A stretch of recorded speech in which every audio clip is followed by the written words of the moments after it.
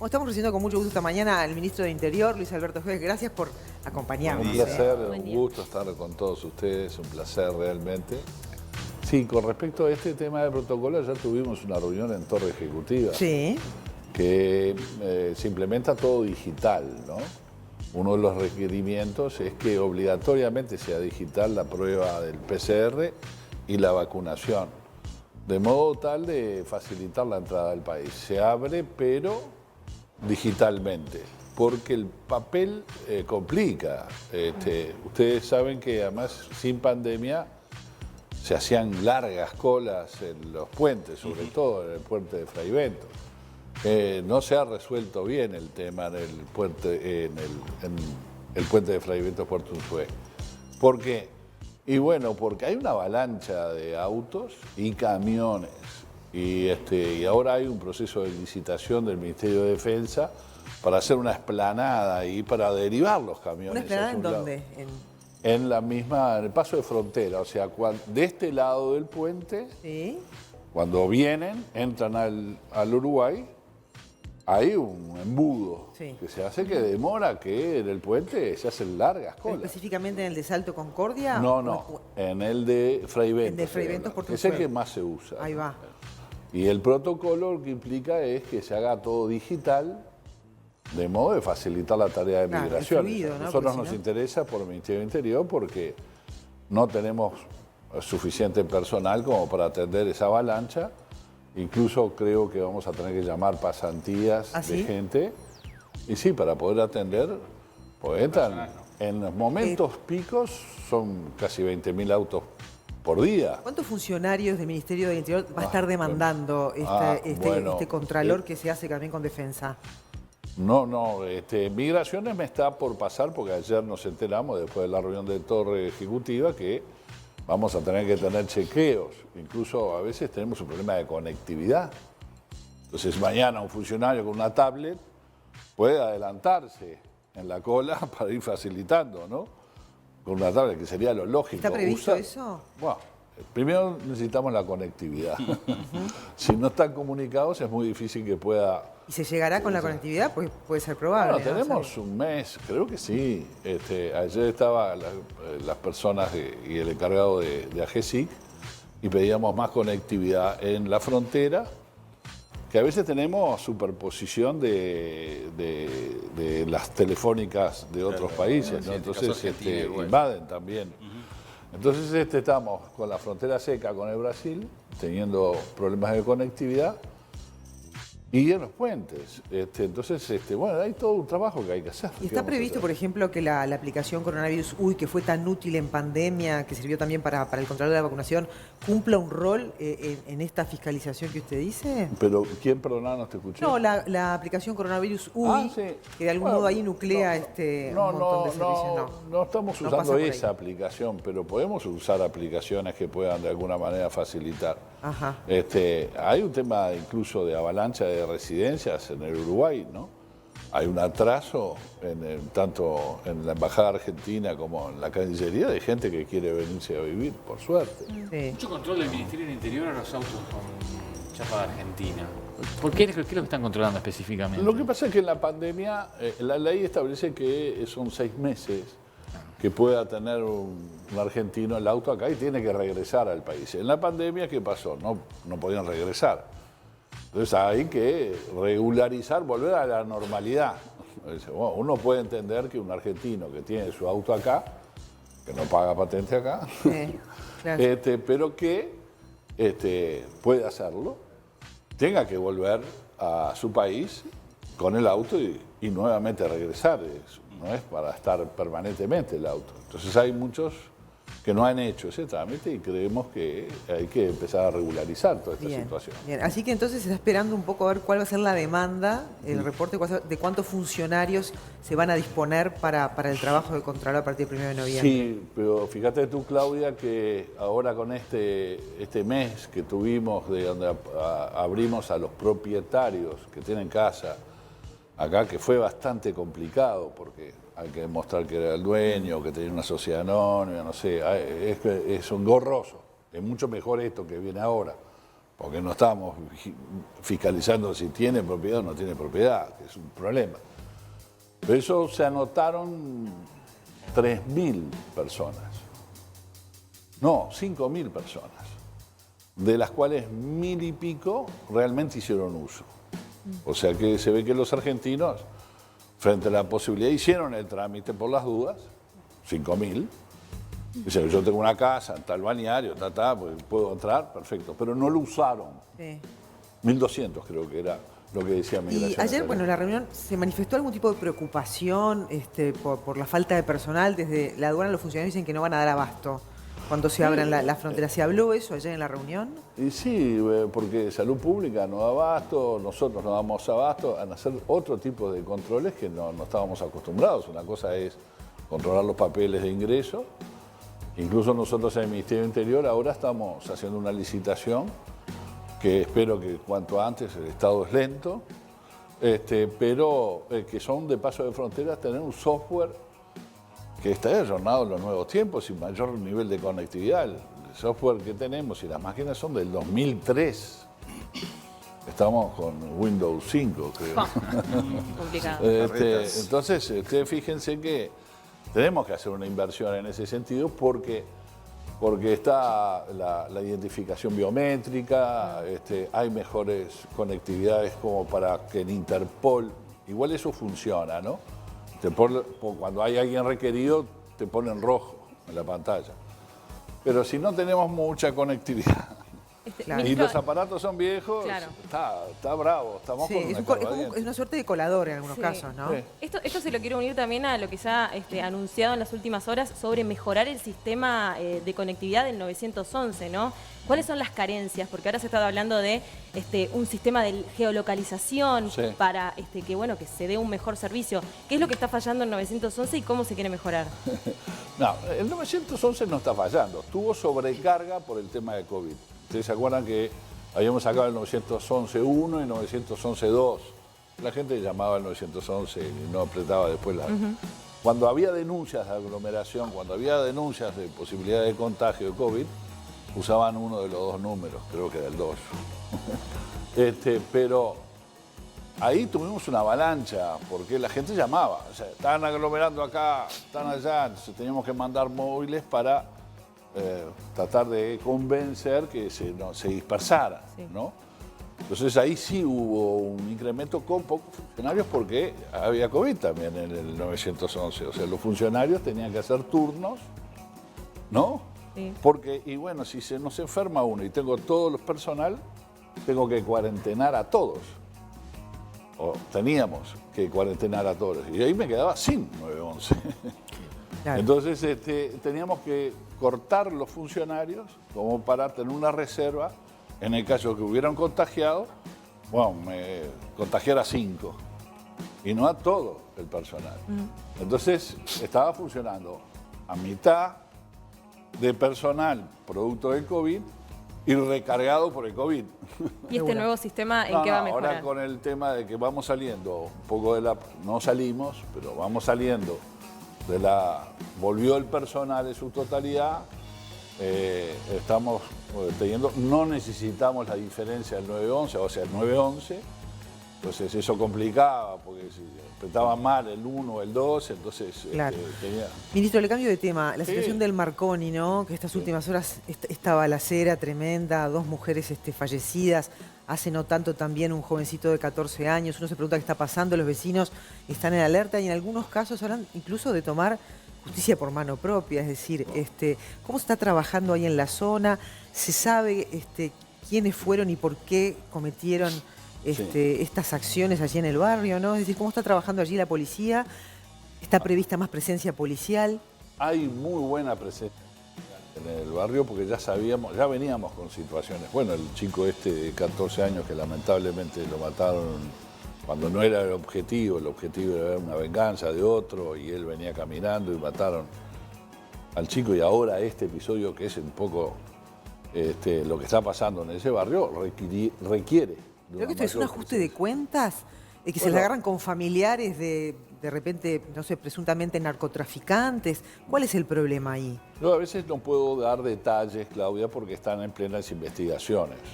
Yo confío mucho en la fiscal que está llevando adelante esto y la policía. Y tenemos una línea de investigación fuerte. Es lo que puedo anunciar. No puedo anunciar más porque no quiero comprometer la investigación.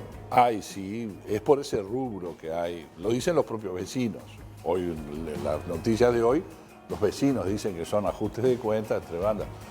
El problema, y además algunos vecinos dicen algo que también es cierto, dicen que en el barrio es un barrio tranquilo. Hay 2 o 3 que hacen este tipo de cosas producto de que son boca de pasta base, venden deudas, territorios. Hay una innumerable cantidad de razones por las cuales se enfrentan estas bandas. ¿Y la gente denuncia? Sí. No, no iba a decir, la gente denuncia, ¿no tiene miedo, lo denuncia? No. Nosotros tenemos un teléfono anónimo donde se puede denunciar y nosotros trabajamos con ese tipo de... Se acostumbró la gente entonces a ese A veces proceso. el tema está en que puede ser utilizado para desviar la atención de la policía hacia otro punto para cometer delitos. O sea, tenemos que tener mucho cuidado con las denuncias anónimas. Mucho mejor es que si soy fulano de tal, vivo en tal calle y estoy viendo que hay un enfrentamiento. Es horrible lo que pasó en las Pero se ha acá. reforzado allí la presencia policial. Pero que estaba, ya prevíamos, pero no podemos prever mañana ¿cómo que puede agarren pasar? 2 autos Sí. y una moto y acribillen Pero había como 4 o 5 muchachos. 25 casquillos de bala ahí en Sí, una sí. cuadra, ¿no? Sí, bueno, estamos enfrentando eso. Y además cuando apretás la droga, o sea, el tráfico, la droga, la entrada de la droga, lo que empieza a suceder es que se empiezan a pelear entre las bandas, porque hay poco mercado, hay poca mercadería, y entonces entre ellos se la empiezan a dar y entonces genera eso. Exacto, Martín. Ese es otro tema. Pero bueno, nosotros tenemos que dar batalla, y hemos dado batalla al gran narcotráfico, al distribuidor, o sea, que en definitiva desde el gran narcotráfico abastece las bocas y a las propias bocas. Pero el otro Fíjense día... que 1.800 bocas hemos cerrado. sí. Ahora, muchas de ellas se reabren. Claro, Porque- pero y bueno, pero porque faltan la casa policías, no es una ministro. casa abandonada. Faltan policías. Sí, sí. ¿Y qué va a hacer el ministerio para resolver? Es un problema eso, ¿no? Falten policías. Bueno, esa es la tarea un poco del ministro. El ministro tiene que proveerle, la mía. ¿Pero es por presupuesto que faltan policías o es por interés Hay de...? malas prácticas. Nosotros tenemos 33.000 funcionarios, de los cuales 26.000 son los que están en la calle, los que están directamente. Pero de esos 26.000 hay 4.800 personas, policías, que se certifican permanentemente. 4.800. En el año, ¿no? Lo que significa que nosotros, el Uruguay, tiene 2.000 policías menos por día en la calle. ¿Pero cuáles son los motivos de la certificación? Bueno, la ¿Estrés? certificación es estrés, es problemas psicológicos, a veces alguna herida o algún combate, o sea, algunas veces, muchas de esas. Pero eso es la están mala práctica. justificadas. Esa es la mala práctica. Sí, porque hay abuso. Entonces son las juntas médicas que nos dan abasto, armamos 5 más en el hospital policial. Estamos tratando de recuperar, porque fíjense que si usted me dice, bueno, pero 2.000 en 26.000, es mucho. Si yo tuviera 1.000 vacantes más ahora, tendría una presencia policial. Si nosotros, no yo soy inquilino por un tiempo nomás. Si el Uruguay tuviera 1.000 vacantes, 1.000 policías más en la calle, tendríamos una presencia muy grande. Y tengo un problema del parque automotor. Yo no sé por qué no se usaba el sistema que en muchas partes del Estado se hace, que se renuevan las camionetas después de cierto kilometraje, las empresas te dan el auto 0 kilómetros, que es una práctica en las intendencias, en todo el Estado. En el Ministerio del Interior, no sé por qué. ¿Y cuál es la razón, no? ¿No lo sabe? sé, no lo sé. Habría que preguntarle a las anteriores. ¿Por qué? Porque le hacen 200, 300 mil kilómetros en un rato. Porque las patrullas están andando. Seguro. Entonces, si están andando, hacen un kilometraje en 100.000 kilómetros, es una risa. Entonces, este sistema lleva a que nosotros tenemos 5.000 vehículos, de los cuales 2.000 son motos y 3.000 son entre camionetas, autos y y esas camionetas H1 que le dicen, ¿no? Pero sobre todo camionetas y autos. De esos 3.000, hay 1.000 que están deshechos, o sea, que son chatarra. Por eso presentamos en la rendición de cuentas un artículo para hacer un remate de chatarra. Porque aunque me signifique de esos 1.000, 30 autos nuevos, me sirve. Claro. Ahora, Porque ¿cómo? hoy es chatarra. Y los otros 2.000, de los 3.000 autos que estamos hablando y camionetas, tienen arriba de 300 y 400.000 kilómetros. Entonces tenemos un gasto el pueblo uruguayo, y eso es parte de la buena administración, en taller enorme. ¿Cuánto? ¿Está calculado? No sé. Eso varía por jefatura. Sí. Y se tiene que contratar talleres afuera.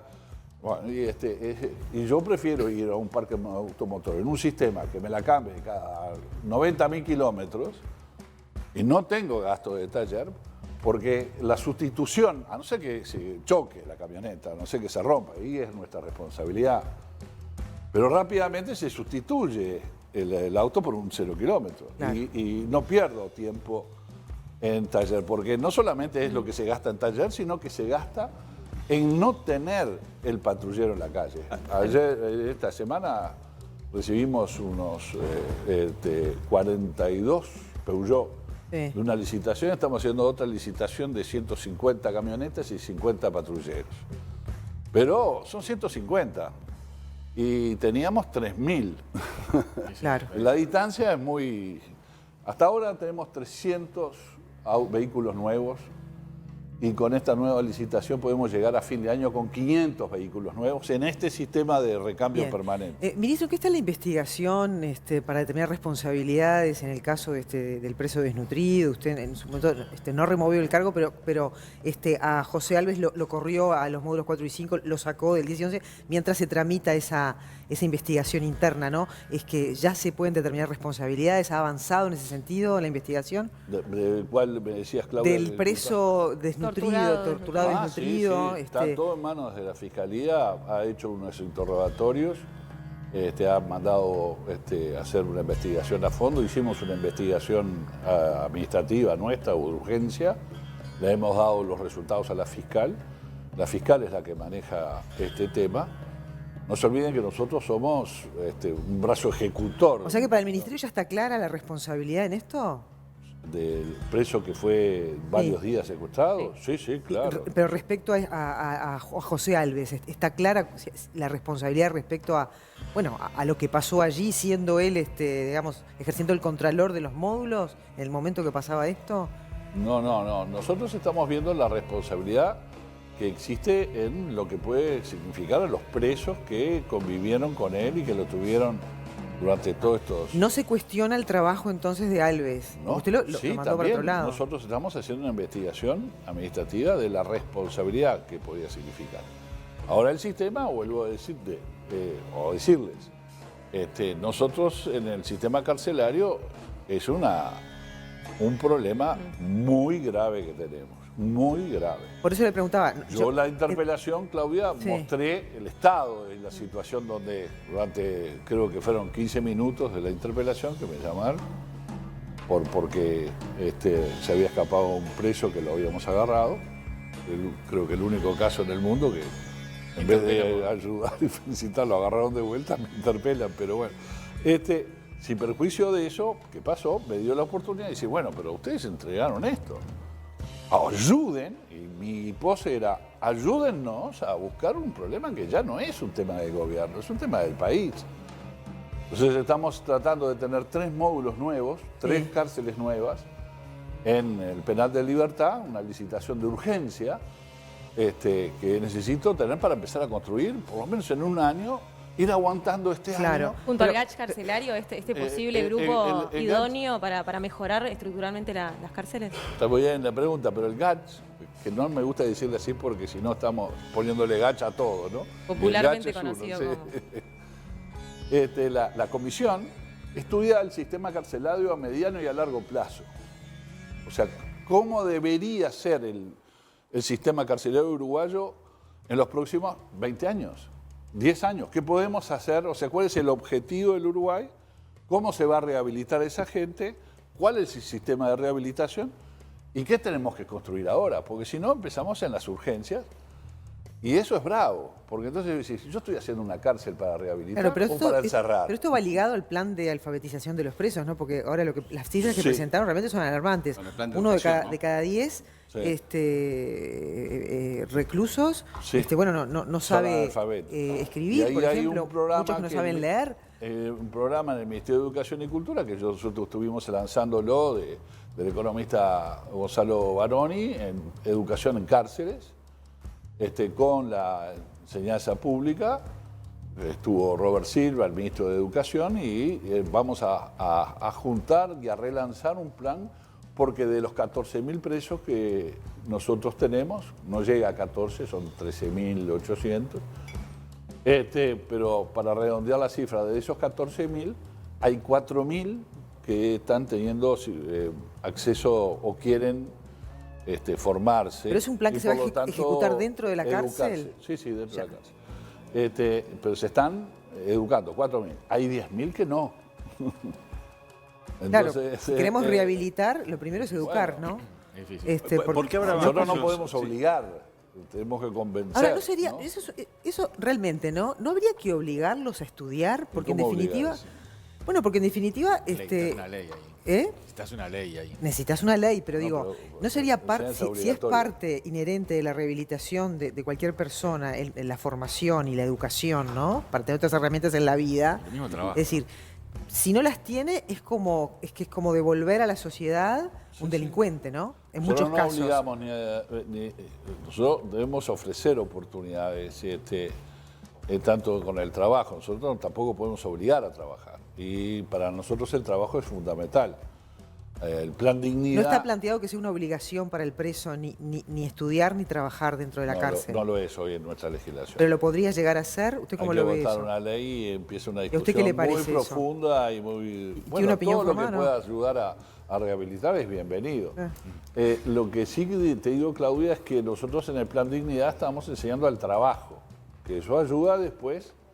¿Por qué? Y bueno, porque si saben tallar la madera, si saben hacer herrajes y herrería, y esto lo otro, y trabajar en aluminio y la chacra, el Plan Dignidad ha generado. Pero hoy estamos... Hay mucha gente que trabaja en el penal, pero uno es aprendiendo un oficio y otro es limpiando la propia cárcel o cocinando. Eso no es una enseñanza para después defenderse cuando sea liberado. Ministro, Sí. algo que le encanta a la gente. Sí. Compáreme los números del 2019, porque realmente la gestión suya se evalúa Sí, por, sí. por números. No hay vuelta que darle. Usted será muy simpático, Sí, muy sí. lo que sea, pero los números son lo que mandan. Los números del 2019 con los números del 2020, de una gestión anterior, de una administración anterior con la suya. Sí. Nosotros venimos a la baja. La tendencia que... No tiene nada que ver el COVID. Bueno, ahí después está la discusión de por qué. Los números que dicen es que de hace mucho tiempo venía creciendo todos los delitos. El homicidio, la rapiña, el hurto, la vigiato, todo crecía. La violencia doméstica, que son los Bueno, hay un 4 o déficit 5 ahí delitos todavía, que ¿no? son los que miden. Después hay que desagregar en violencia doméstica, que es el delito sexual, si es delito sexual o violencia doméstica, porque es un violento. Pero bueno, lo cierto es que veníamos ascendiendo. Y no parecía que nos teníamos que acostumbrar a vivir con la violencia. Desde el gobierno de Jorge de la calle Pou y Jorge Larrañaga al frente del ministerio, se detuvo el crecimiento y empezó a bajar. Y empezó a bajar de una manera sostenida, al punto tal que las cifras, por lo menos que nosotros estamos manejando, es cerca del 20%, 16,7% en homicidios, menos que en el 2019. Claro, pero si se compara el último trimestre con el anterior, ahí hay un 20, incremento, pero ¿no? Nosotros tenemos que, no podemos medir por día, Claudia, ni por mes, ni por trimestre. Tenemos que tener tendencias. Estos no son números absolutos. Y si, ¿cómo está creciendo el delito en Uruguay? No, está cayendo. Y bueno, ¿y por qué cae? Ahí empieza la discusión, ¿por qué cae? La LUC tiene algo que ver. Bueno, para mí, me lo han dicho incluso fiscales, que en muchos lugares el hecho de que la LUC penaliza más delitos graves y gravísimos, lleva a que conocidos delincuentes estén más tiempo presos. Y si están más tiempo presos, menos delinquen. Entonces, si mañana derogan la LUC, bueno, no tendrán ese beneficio y salen antes. Y entonces Claro, pero... la utilización de la libertad anticipada, que es un recurso que usan mucho y muy bien los abogados que son especialistas en esto, que es a mitad de la pena, a la mitad de la pena, son delitos graves, no estamos hablando de robo de una bicicleta, estamos hablando de homicidios, de rapiñas, de secuestros, estamos hablando de copamientos.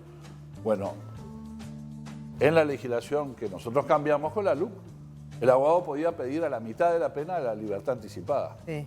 Y salían. Y entonces salían y delinquían. Entonces, por lo tanto, cuando yo digo y afirmo que si se deroga la LUC, va a haber la oportunidad de que más presos salgan, se abran las cárceles, digo la verdad, además está sostenido por juristas. Pero sin embargo, Luis Alberto, no es la opinión de Heber. parece no haber coherencia, por ejemplo, en el caso de algunos delitos. Han procesado a mujeres por ingresar a la cárcel con algunos gramos de cocaína, con años de cárcel, y de repente un narcotraficante más pesado recibe una pena menor. Eso suena incongruente, ¿no? Sí, pero el artículo en la LUC dice, lo que dice el artículo de la LUC es que los hogares donde se vende drogas tienen una penalización que antes no tenía penalización. O sea, lo que puso en esa obsesión de ir a atacar, eso implica, por el artículo que se toca, que es el artículo 23 de la ley no sé cuánto, que lleva a que se castiga a mucha gente que vende en los liceos. Sí. Y yo quiero que se castigue a la gente que vende en la escuela y en el liceo droga. Ah, pero no son altas las En el penas. mismo artículo está el que ingresa a droga a la cárcel. Sí. Bueno, entonces, si se quiere tener un criterio diferente para quien vende droga a la puerta de un liceo, que yo lo quiero castigar, y creo que la inmensa mayoría del Uruguay está en contra, habría que hacer otro artículo para diferenciar claramente de lo que es una persona que ingresa una sustancia en las cárceles, producto además muchas veces de que está amenazada él y su familia porque no la ingresa, ¿no? Sí. Que también la casuística es muy grande. Sí.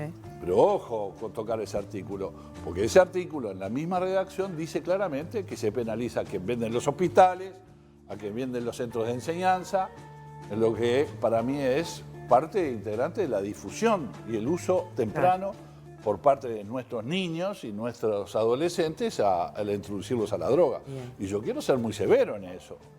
Entonces, si ustedes me dicen, hay que cambiar el artículo, puede ser que haya que cambiarlo, pero así como estaba bien. Penalizaba a quien vende y quien introduce en las cárceles y quien vende en los centros de enseñanza y en hospitales. ¿Habría disposición de hacer una Pero modificación a ese eso es artículo? otra legislación. Lo que dice la LUC claramente es que en un hogar si se vende droga es un delito. Claro. Y eso no era un delito. Y nosotros pusimos que fuera un delito. Bien.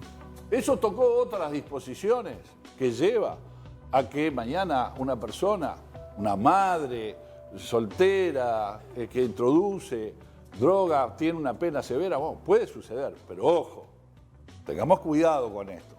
Porque lo que el Estado está diciendo es, voy a ser muy duro si tú vendés en una escuela, voy a ser muy duro si vendés en un hospital, voy a ser muy duro si usas tu casa como amparo para el delito. Entonces no es un hogar, es un expendio de pasta base que destruye muchas vidas y muchas familias. Entonces tenemos que ser duros con esa difusión. Y los números, volviendo y terminando la pregunta, Martín, que no me gusta dejar sin responder, terminó la pandemia, o está terminando la pandemia, hay plena movilidad en el Uruguay y se siguen bajando. Sí, pero Entonces, igual la este- violencia doméstica sigue siendo un problema, ¿no? Porque ahí Sigue sí se siendo un registró problema, un aumento sí. y es Con respecto preocupante del aumento. 2020. Sí, Pero estamos hablando de 2019, que no había pandemia. claro. Entonces, con respecto al 2020, subió un poco los delitos, los homicidios, y subió violencia doméstica. Y lo que quiero es desagregar esos números para saber dónde se está dando, en qué departamento, qué tipo de violencia doméstica es, para poder saber cómo va a tener que actuar. Ahora, lo cierto es que están bajando. Entonces se dice, es producto de la pandemia. Bueno, muy bien. Vamos a no discutir cuál es la causa de que bajó el delito. ¿Hay más procesados? O sea, ¿hay más formalizados y hay más condenados? Sí. Ah, entonces está trabajando mejor la policía. ¿Por qué? Porque a menos delitos, más formalizados y más condenados. Entonces a mí me importa medir también la acción de la policía. Hay gente que quiere discutir las causas. Bueno, las causas las vamos a ver el año que viene, porque ahí espero que no tengamos ninguna pandemia. Bien. Y vamos a ver si seguimos bajando o no seguimos bajando los delitos. Ministro, tenemos que Ahora, lo cierto ir es que cerrando. lo que Sí. de alguna manera era una especie de resignación social, de que teníamos que acostumbrarnos a vivir con la violencia, no es cierto. Bien. Y nosotros hemos podido bajar. Y no admito aquella concepción que se dice como que el asesino, el narcotraficante pobre no tuvo oportunidad, es una sociedad capitalista y por lo tanto en vez de ser un victimario es una víctima. No, ese concepto no va con nosotros. Ministro, gracias por venir, Ah, en serio. perdón, Ha sido un me placer. fui No, largo. nos están tirando las orejas ya por el tiempo, porque Bueno, muchísimas claramente gracias a todos, un placer. No, un estar placer para acá, nosotros gracias también. por la Y que hayas aceptado la invitación, que era muy importante conversar con usted sobre todos Por estos favor. temas de actualidad que tanto le importan al televidente. Bueno, suerte a partir del Muchas 1 gracias, de noviembre para la Vamos. apertura, que salga todo en orden Sí. y que Tenemos podamos los partidos de fútbol también. también en el Las- medio, sí, es las verdad. Libertadores, Ese es son otro bravas, tema, ¿no? es otro Sí. desafío que tiene el Otro, Ministerio, ¿no? sí. Muchas gracias. Luis Gracias a Alberto ustedes. Heber, ministro de Interior, nos acompañaba esta mañana acá en Buen Día.